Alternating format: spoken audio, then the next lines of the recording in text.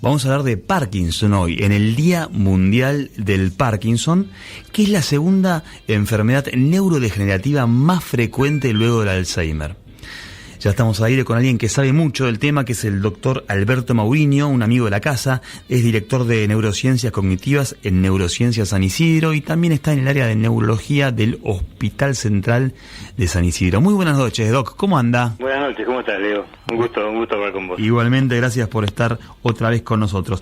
Bueno, te agradezco muchísimo tu amabilidad de entrevistarme, ¿no? Vamos a la primera pregunta, vamos a empezar desde cero. Explícame, ¿qué es el Parkinson?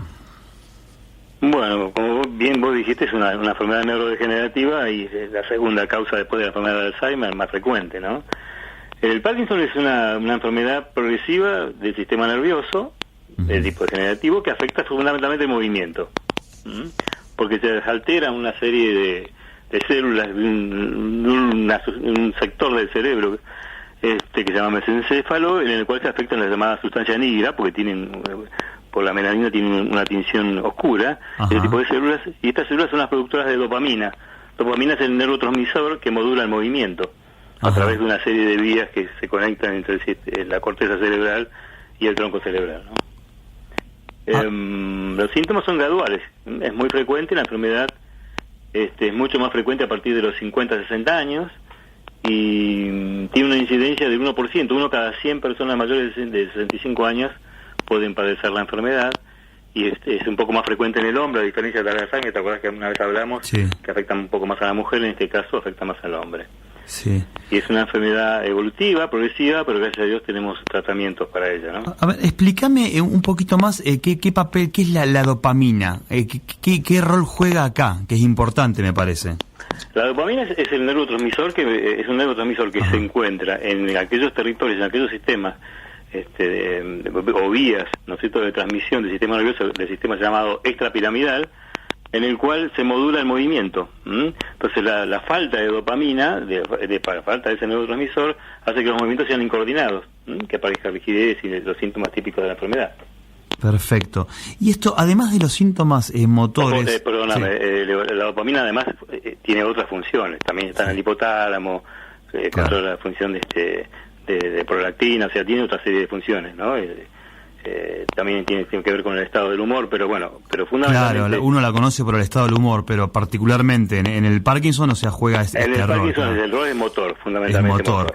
Y hablando de lo motor, además de los síntomas motores, el Parkinson también contempla otros síntomas que impactan en la calidad de la vida de los pacientes, puede ser, como es la depresión, pesadillas, alucinaciones. Contame un poco de eso. El tema del Parkinson es enorme. Tiene síntomas motores y no motores.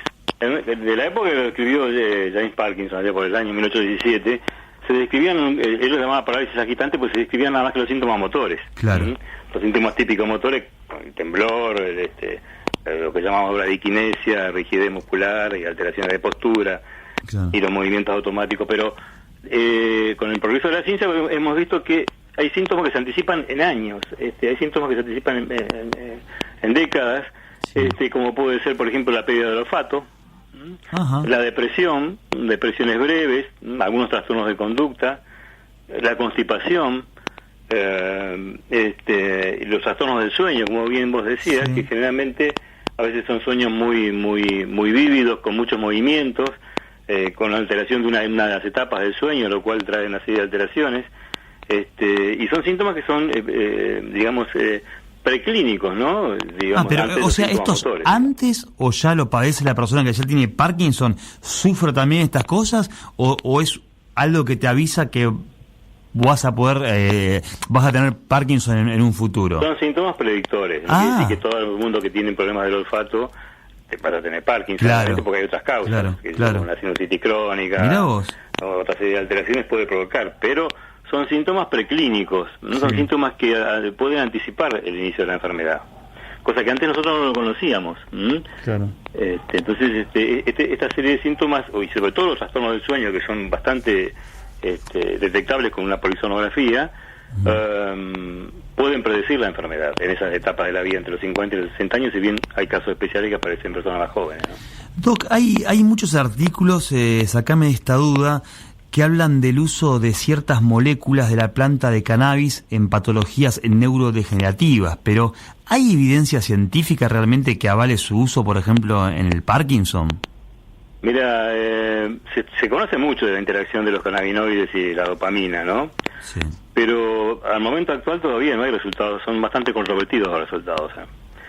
Y la información no es muy concluyente y probablemente sea porque hay una serie de limitaciones, probablemente por ahí las formulaciones, la preparación del medicamento no está oficializado y no se ha hecho claro. Mucha investigación, probablemente tenga ese tipo de cosas. No hay resultados muy beneficiosos. En mi experiencia personal es muy variable, ¿viste? Yo por supuesto no lo receto, pero personas que ya vienen con la medicación, que la consiguen, alguien que la fabrica, de estas personas que fabrican para el tema de la epilepsia, bueno. Y la verdad que es muy controvertido. Hay personas que no les hace absolutamente nada y no sabemos si la formulación no es adecuada, si el vehículo no es adecuado. Así que es muy difícil poder ver porque no hay todavía evidencia científica, no hay muchos trabajos de investigación suficientes y en tiempo suficiente que puedan decir que sí o no. Y además hay algunas dudas acerca del impacto negativo que cuando se usa en forma prolongada los cannabinoides podrían llegar a provocar no solo que alteran más las funciones motoras, así que no está todavía claro el tema ese. Claro. Yo, mira, mis pacientes, la mayoría vienen fanatizados y ya el uso de los cannabinoides ya, no sé, traspasa. Claro, hay algo, no sé si es lo que la gente lee, pero como que está, y la realidad es que lo que vas a decir, no hay evidencia científica, es más, hasta puede hacer mal. Que puedan avalarlo. ¿Sí? Puede empeorar, están haciendo estudios por ejemplo, en el Hospital Ramón Mejía con respecto a las epilepsias refractarias, el síndrome de Lennox-Gastaut, a eso sigue, las convulsiones, ahí están haciendo trabajos de investigación en más de 200 pacientes, pero en Parkinson no hay nada, ninguna evidencia que lo conozca. ¿Qué es lo más novedoso que tenemos? Contame brevemente cómo es el tratamiento, si es farmacológico, qué otras patas tiene el tratamiento y qué es lo más novedoso, cuál es la última novedad del Parkinson que tuvimos en estos últimos años. Mira, permanentemente están saliendo formulaciones nuevas.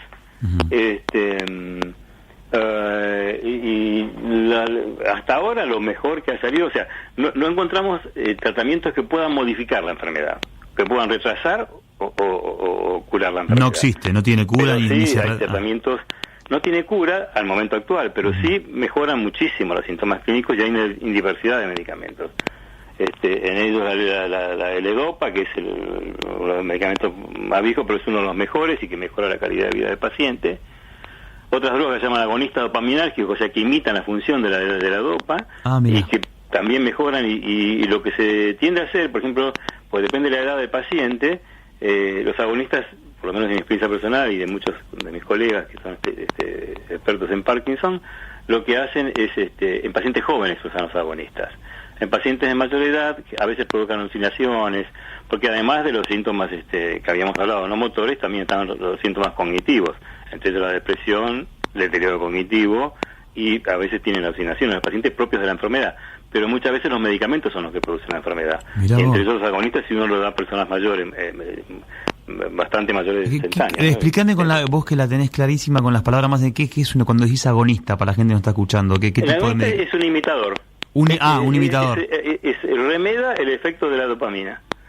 Es un estimulante de los receptores donde actúa la dopamina. Entonces imita el efecto de la dopamina. Por eso se llama agonista dopaminérgico. Clarísimo. Y vos me decís alucinaciones, o sea, un esquizofrénico también tiene alucinaciones. O sea, ¿toman alguna medicación parecida o no?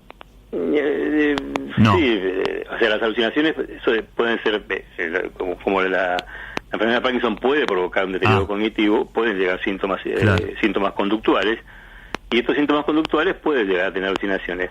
Y se trata como los medicamentos que se utilizan para tratar a los pacientes con esquizofrenia, ¿no? Claro. Lo que pasa es que muchas de las formulaciones de estos medicamentos que se utilizan para tratar los síntomas psiquiátricos también pueden producir, porque tienen un efecto sobre la dopamina, sobre la dopa pueden llegar, sobre los receptores dopaminérgicos sobre todo, puede llegar a producir trastornos de tipo parkinsoniano. De hecho, está el Parkinson idiopático, que es el más frecuente, que no es que el escrito por James Parkinson, pero después están los Parkinson secundarios, y entre ellos el uso de drogas, por ejemplo, psicofármacos como la Lopidol o otros psicofármacos pueden llegar a dar, con el uso prolongado, síntomas muy parecidos a la enfermedad de Parkinson. Ahora, esta es la parte farmacológica. ¿Hay una parte de tratamiento no farmacológica y en qué consiste, si es que la hay? La tratamiento, hay procedimientos quirúrgicos también. Ah, mira.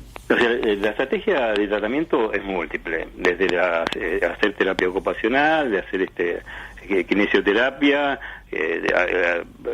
estimular a los pacientes para que salgan a caminar, porque es casi, diría, el 50% del tratamiento, porque mejora muchísimo y estimula la liberación de dopamina, la meditación, el yoga, terapia con mascotas, tai chi, masajes, bailar, el baile, el tango, parece que es muy estimulante para mejorar la marcha.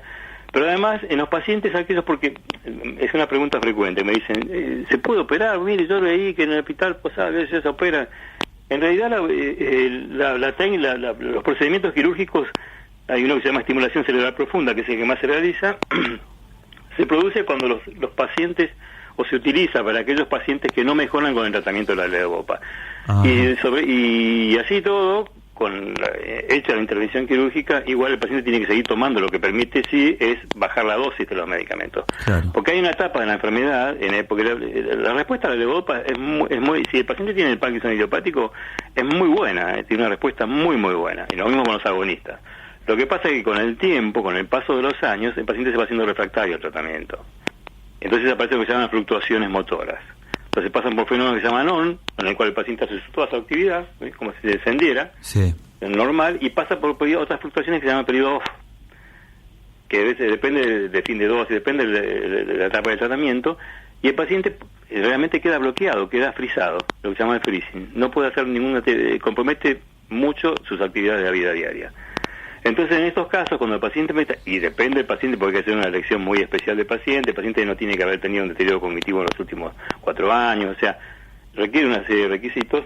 Esto se produce, la estimulación se introduce, ¿no es cierto? Implantan unos electrodos en una parte del cerebro, que se llama núcleo hipotalámico, es uno de ellos donde se puede instalar, hay otros núcleos también, y se conectan como una especie de generador que se implanta en el pecho del paciente, ¿no? Cerca donde está la clavícula, más o menos por ahí.